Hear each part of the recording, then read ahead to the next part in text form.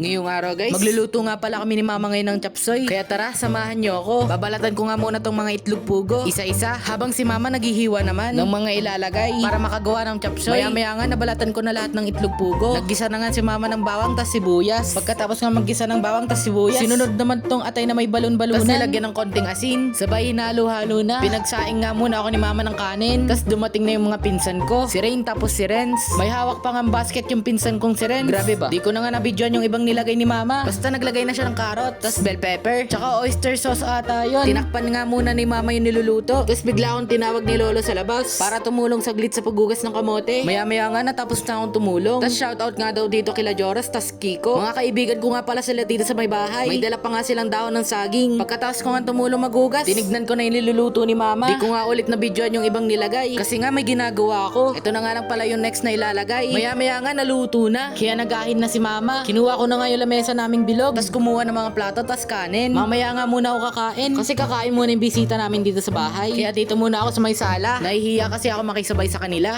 Maya-maya nga natapos na silang kumain. Kaya kumain na ako. Puro gulay na nga lang yung natira sa akin. Ha, grabe ba? Habang kumakain nga ako, nagpapapogi pa nga ako sa camera. Batak nga naman talaga. Partida, di ba naliligo yan? Tas sabi ko nga dito, ba't parang ang puti ko? Parang puti ko dito. Maya-maya nga natapos na ako kumain. Kaya nag-urong na ako. Apakasipag ko talaga. Di pa nga ako naliligo, kaya maliligo na ako. At natapos na nga ako maligo.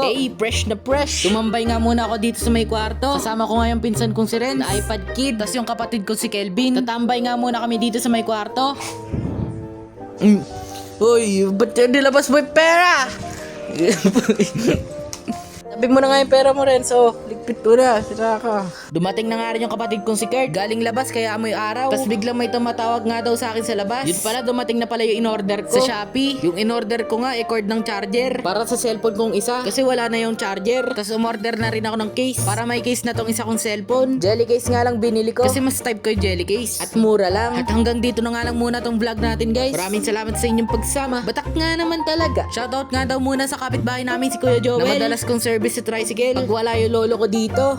Batak nga naman talaga. Follow, like, and share, guys. Paalam!